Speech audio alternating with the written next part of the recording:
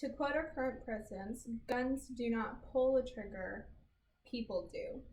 In my regard, firearms are not nearly the cause of mass shootings today around the US. However, per NAMI, which is a research company that advises of what percentage of violence is occurring around the world, and what is that caused by, they say that 60% of violence around the world today is caused by firearms. So for me, there are many reasons for that.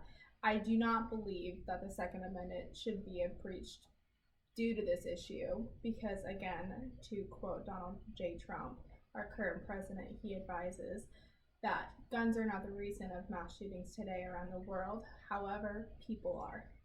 So, in reference to that, let's take a comparison. If we were to say that we would make firearms illegal, just like drugs and narcotics are illegal.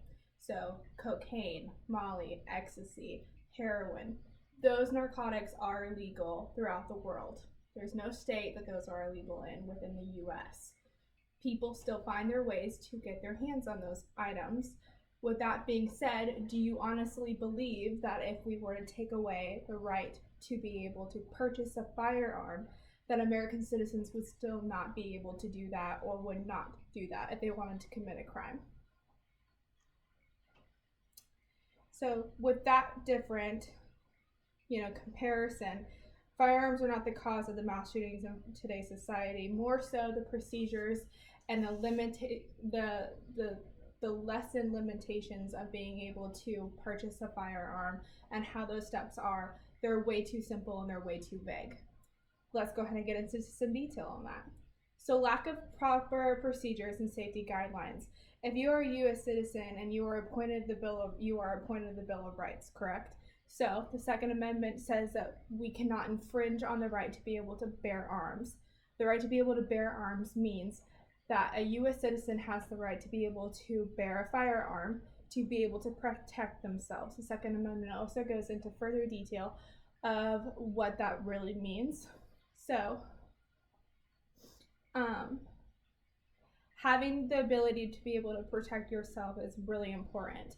You also have to remember that there are other parts of the world, not just Washington State, that have different types of violence and different types of acts of crimes and different types of cultures and communities within those states that firearms are appointed differently, they're used differently. There's also less crime rates in all areas of the world. So, with that being said, there's also different parts of the world of how violence occurs with the procedures of being able to obtain a firearm. That also depends on the personnel that's within that community and within that state, and what their background really does look like.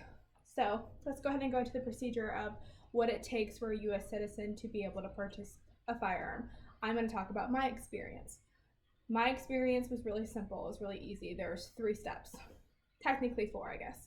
So the first step is to be able to show a proof of identification that you are a U.S. citizen. So you can just show your driver's license. Your driver's license is a proof of identification. Those can be forged. There are different steps that people can be able to verify that your proof of identification is correct. Not correct, but it is valid. The second thing that you have to do is you have to fill out an application. So this application is also a very vague background check. Basically, the background check doesn't go into anything further than just your criminal background. So if I were to have a criminal background and I was arrested and I did time, then that would make me a criminal, and therefore whatever I was charged with could counter with whether or not I still have the right of the Second Amendment to be able to purchase a firearm. It doesn't go into any detail regarding a person's mental stability, mental health, whether or not they've ever advised that they are willing or have thought of harming themselves or harming another person. And that is incredibly terrifying to me. So then the third step to being able to purchase a firearm is funds. Of course, you have to be able to purchase the firearm. And guns vary prices, and some of them are really accessible to people. They could be just a couple $100s. They can go up to thousands of dollars, so it really just depends on what gun range or gun facility that you're going to be able to purchase a firearm. So just with those 3 steps, that's how you can purchase a firearm if you are a U.S. citizen. There are obviously ways that people are illegally obtaining firearms as well. So per Washington state law, this is just in Washington state, I'm not talking about anywhere else in the U.S., just Washington state. The application you fill out does the vague background check like I was talking about with the criminal background history. This conducts the NICS process, which is only being able to provide that information about whether or not that U.S. citizen has a criminal background and if they are allowed to still purchase or own a firearm. So per the NCJRS, there has been many mass shootings due to people being mentally unstable. So meaning that a professional doctor has now advised that this person is deemed mentally unstable, and that means that they have either advised or have shown that they have thought about harming themselves or harming another person. And a lot of the reasons why there are so much gun violence in today's world is because of mental health instability and not being able to actually have awareness and knowledge on that. Meaning that people are taking firearms and they are harming themselves or they're harming other people due to help that they're still needing and they're still seeking. My opinion is that if this is a cause, obviously it is, if this is a cause of reasons why people are losing their lives, whether that's because of it's a homicide or a suicide, that we should be taking action to ensure that these people get the proper help and care. And after that point in time where they deem themselves that they have the right still to be able to protect themselves and protect other people and not take that action, then at that point in time they would be able to purchase a firearm. So,